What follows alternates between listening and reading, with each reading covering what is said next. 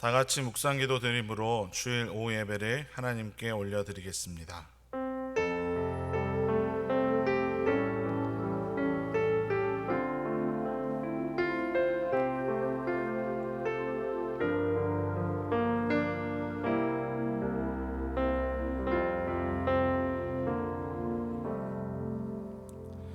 하나님은 영이시니 예배하는 자가 영과 진리로 예배할지니라. 아멘. 하나님 아버지, 우리가 주일 오후 예배로 주님 앞에 나아왔사오니 우리의 심령을 주님께서 인도하여 주셔서 온전히 주님만 바라보며 예배하는 시간이 되게 하여 주시옵소서. 먼저 우리에게 말씀하여 주시고 말씀을 통해 하나님의 마음을 깨닫고 하나님의 은혜를 누리는 시간 되게 하여 주시옵소서. 모든 예배의 시종을 주님께 맡겨드리며 살아계신 예수님의 이름으로 기도드립니다. 아멘. 찬송가 292장 함께 찬양하겠습니다.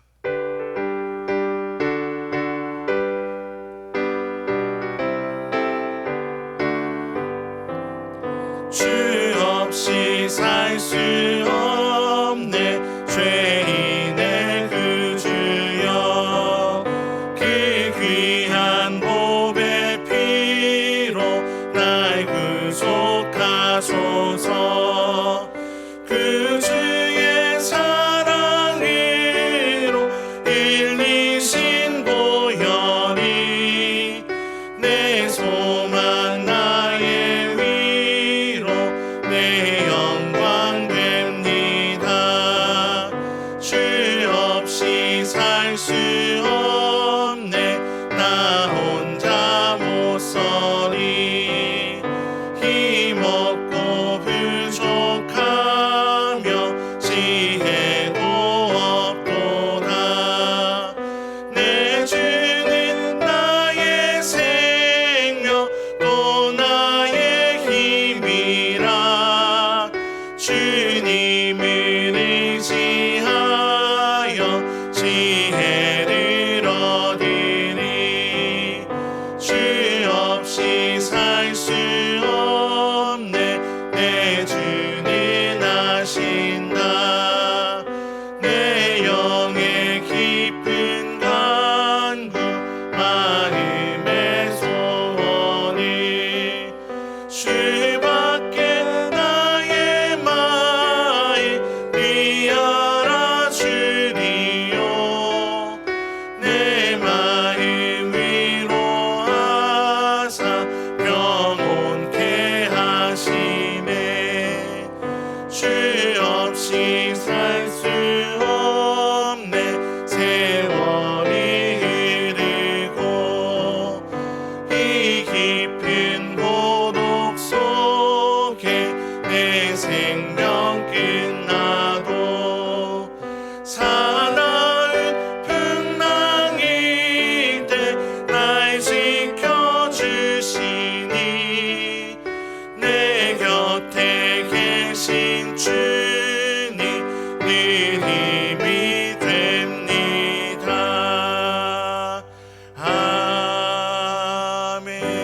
아멘. 오늘 함께 나눌 말씀은 사무엘상 17장 말씀입니다. 구약 성경 438면에 있는 사무엘상 17장 41절부터 47절까지의 말씀을 저와 성도님들이 한 절씩 교독하도록 하겠습니다. 블레셋 사람이 방패든 사람을 앞세우고 다윗에게로 점점 가까이 나아가니라. 그 블레셋 사람이 둘러보다가 다윗을 보고 업신여기니 이는 그가 젊고 붉고 용모가 아름다움이라.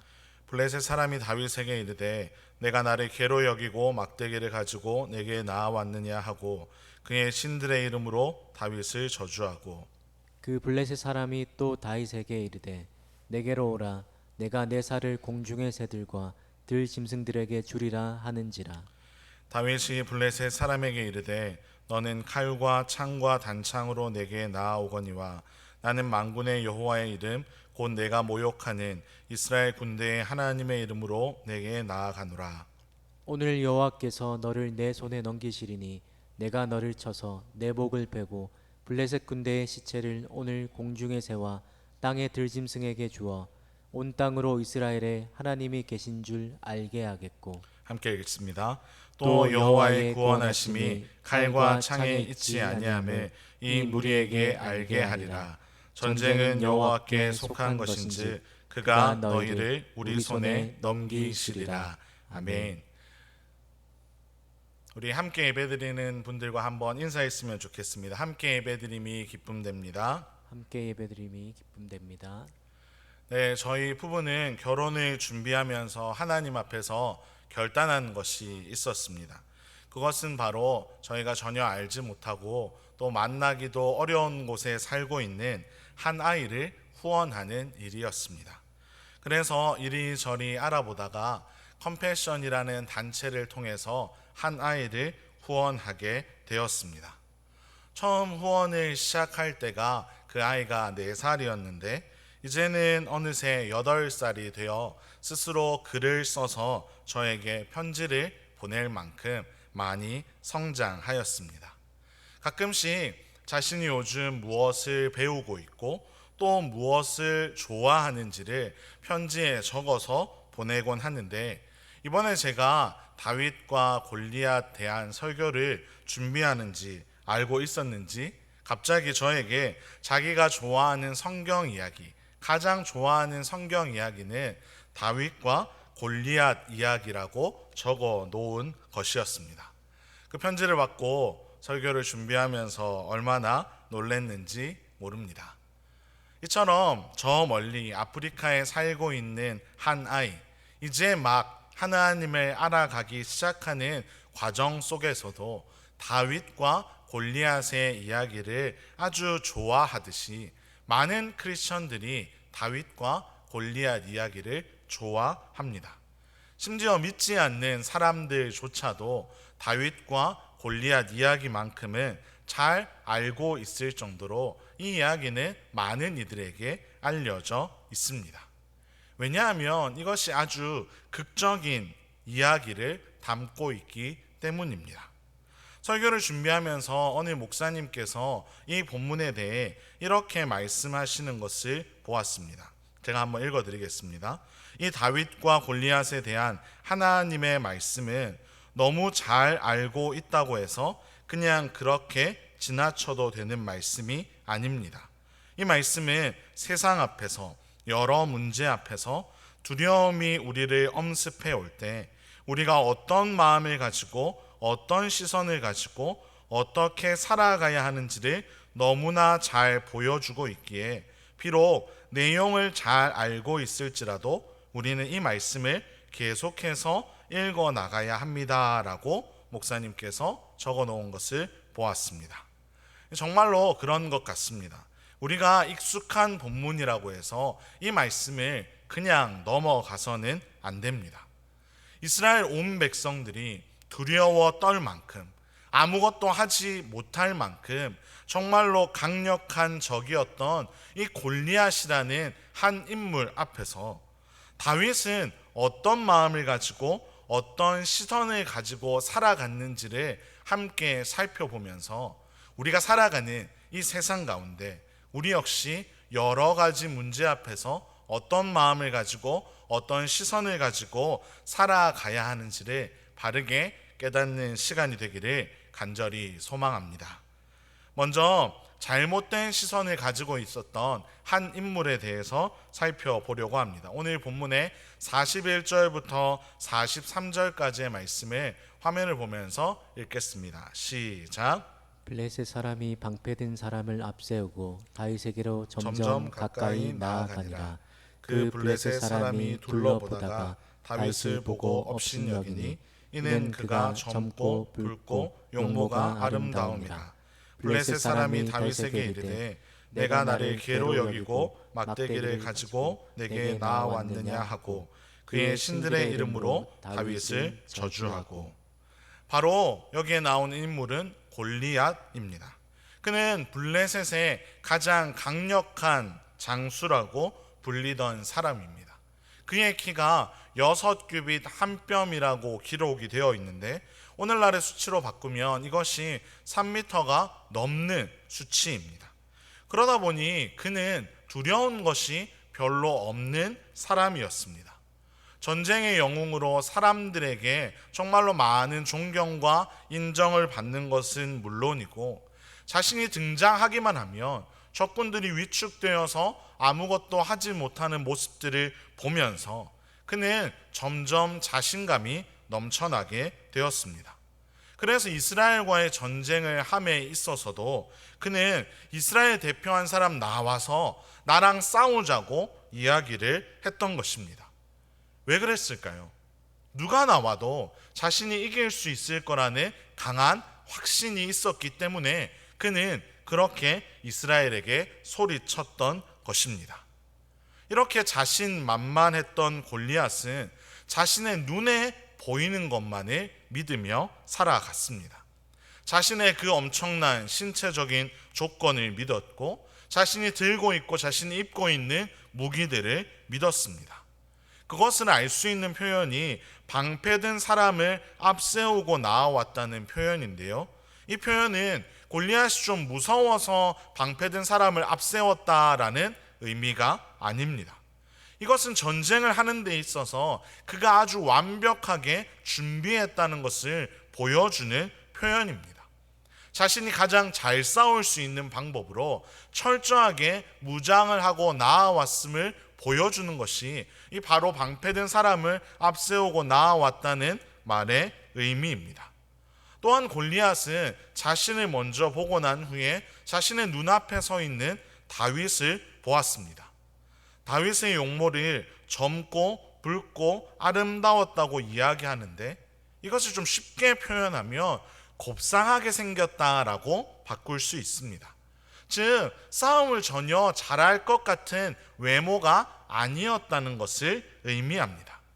그러니 골리앗이 느끼기에 이 싸움, 다윗이라는 곱상하게 생긴 이 사람과의 싸움이 얼마나 시시하게 느껴졌을까요?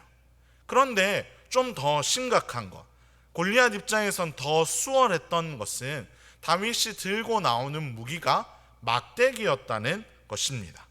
이 막대기는 당시에 개들을 상대하는 정도, 그럴 때에 사용하는 무기였습니다. 골리앗은 그 개들 정도 상대할 때 들고 나오는 그 막대기를 가지고 아주 곱상하고 작은 체구에 다윗이 나아올 때 정말로 이 다윗은 나와 싸움이 되지 않는다, 이 사람은 정말 싸울 준비가 되어 있지 않다고 생각하면서 야, 이거 나를 너무 무시하는 것은 아닌가라고 화를 내면서 다윗을 저주하기까지 했습니다.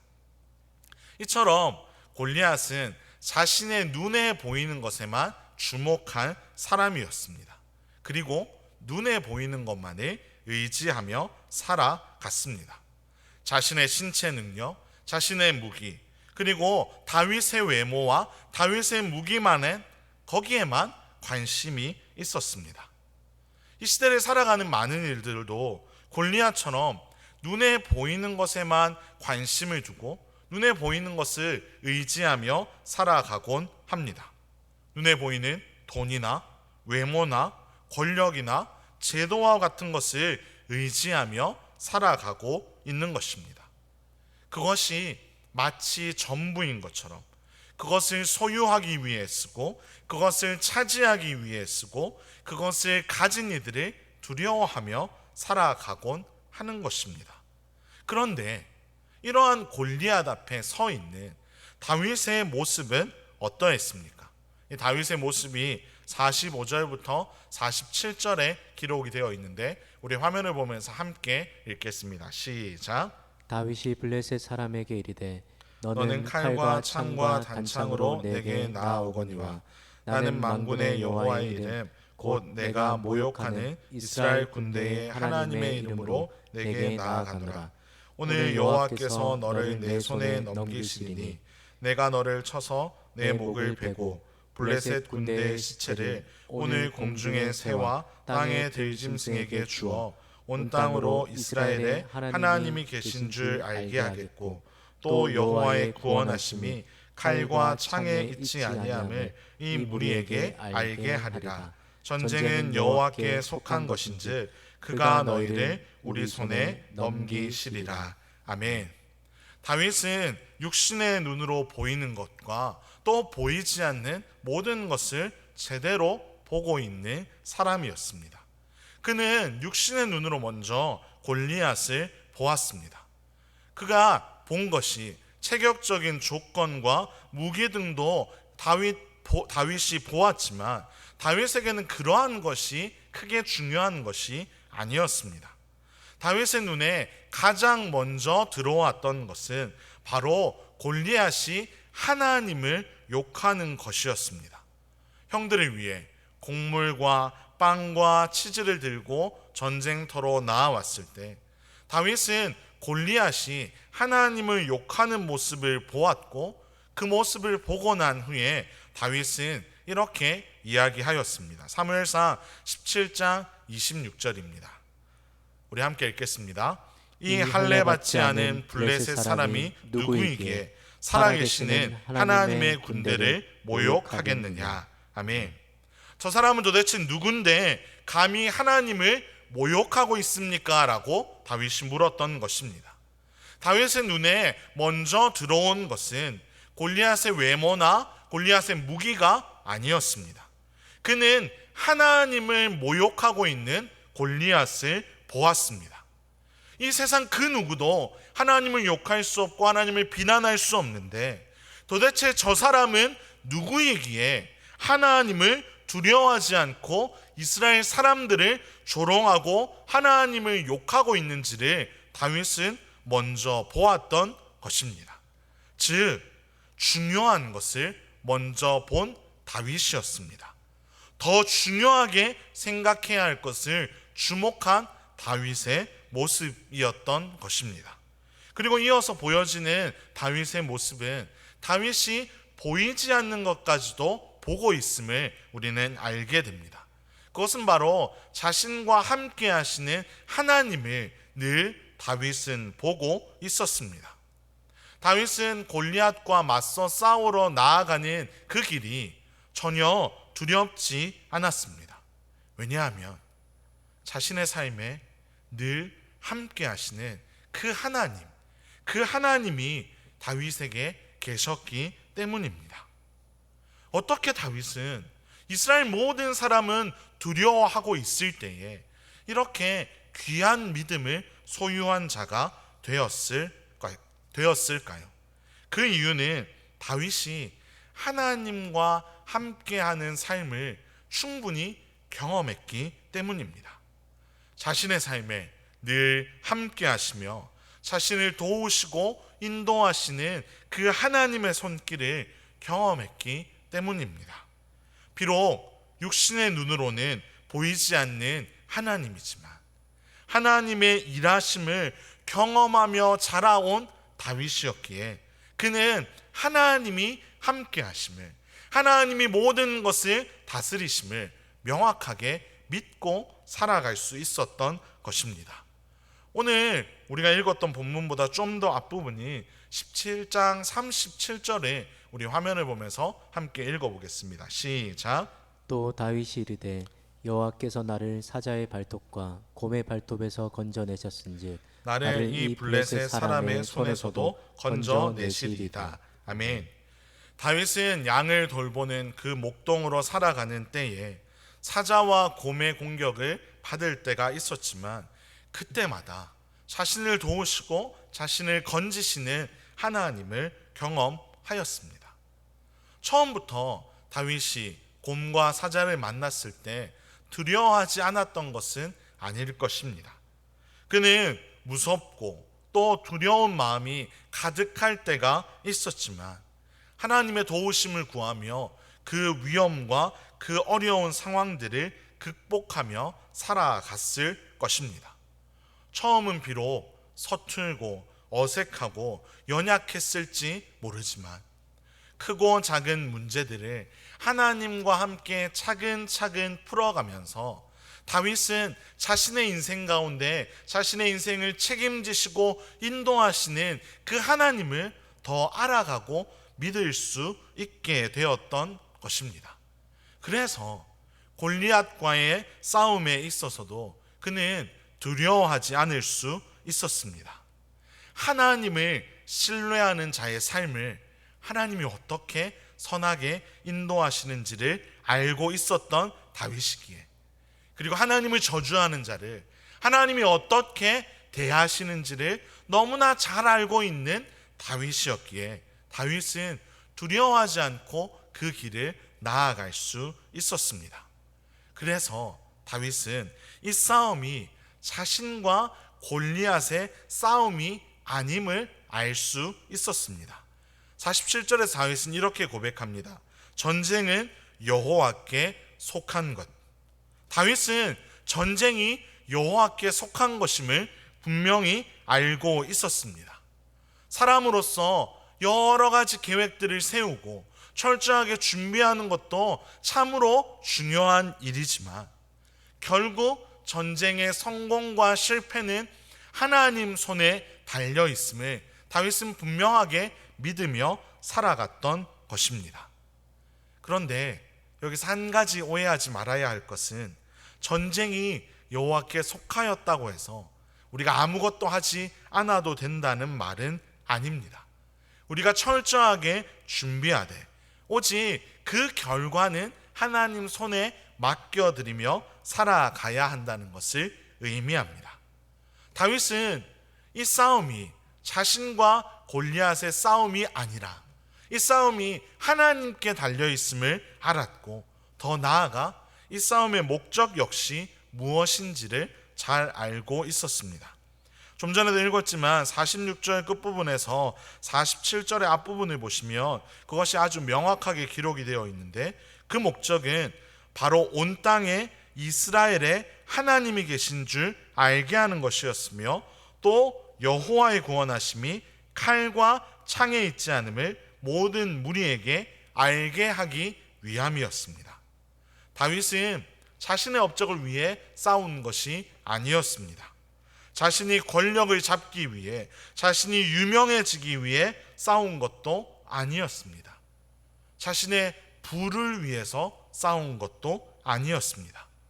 골리앗을 잡은 사람에게 어떠한 약속이 되어 있는지 들은 다윗이었지만 그것에는 큰 관심이 없었습니다. 오직 그의 목적, 이 싸움을 하는 목적은 보이지 않는 것을 보지 못하고 벌벌 떨며 서 있는 이스라엘과 온 나라들에게 우리에게 하나님이 계시다는 것을 알려주기 위함이었고, 이 모든 전쟁의 주관자가 하나님이심을 보여주기 위함이었습니다. 하나님의 하나님 되신, 이 땅에 하나님만이 모든 것을 다스리시는 참 하나님이심을 그는 선포하기 위한 것이었습니다. 이렇게 다윗은 눈에 보이는 것과 또 눈에 보이지 않는 그 모든 것을 명확하게 알고 있었기에 골리앗과의 싸움에서 당당할 수 있었습니다. 그리고 그 결과 우리가 잘 아는 것처럼 다윗은 골리앗을 아주 극적으로 무너뜨리고 승리하게 되었습니다. 사랑하는 성도 여러분, 우리에게도 이러한 문제가 찾아올 때가 있습니다. 골리앗처럼 우리의 힘으로는 결코 감당할 수 없는 문제와 어려움이 우리 눈앞에 우리를 막고 서 있을 때가 있습니다. 그것이 어떠한 이유 때문에 우리의 삶에 찾아왔는지 우리는 다 알 수 없지만 우리는 한결같이 그 문제 앞에서 오늘 다윗이 품었던 마음과 다윗이 가졌던 시선을 가져야 할 줄로 믿습니다. 그것은 바로 하나님을 보는 것이며 하나님이 보게 하시는 것을 보며 살아가는 것입니다. 우리는 우리의 육신의 눈으로 우리가 보아야 할 것을 먼저 보아야 합니다. 무엇이 중요한지를 바르게 파악해야 합니다.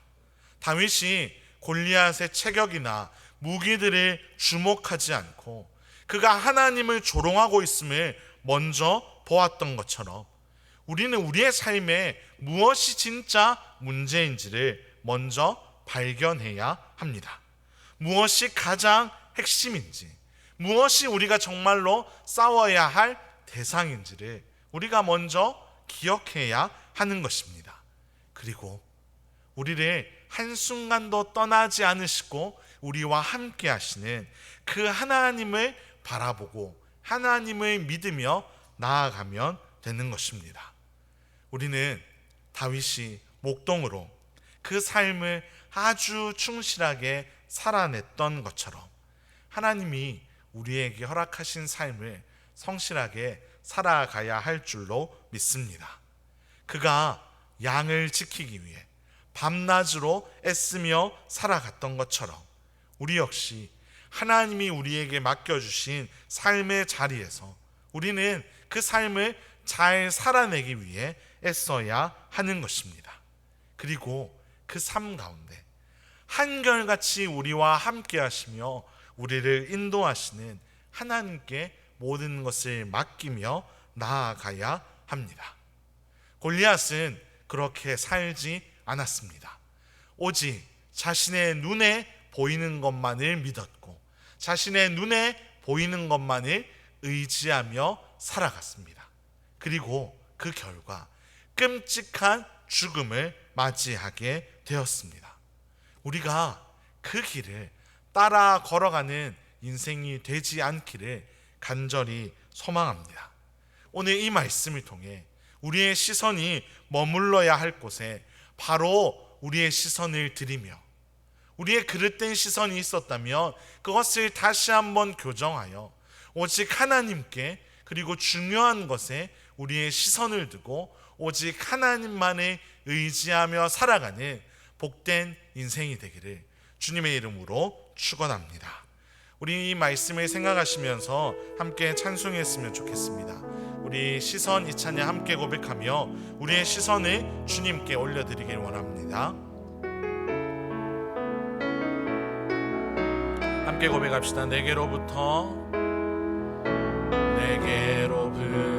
눈을 들어 주를 보기 시작할 때 주의 일을 보겠네. 내 작은 마음 돌이키사 내 작은 마음 돌이키사 하늘에 꿈꾸게 하네. 주님을 볼 때 모든 시선을 주님께 드리고 살아계신 하나님을 느낄 때 내 삶은 주의 역사가 되고 하나님이 일하기 시작한 2절 고백합시다. 성령이 나를 변화시켜 모든 두려움 사라질 때 주의 일을 보겠네. 황폐한 땅 한가운데서 주님 마음 알게 되리. 주님을 볼 때 모든 시선을 주님께 드리고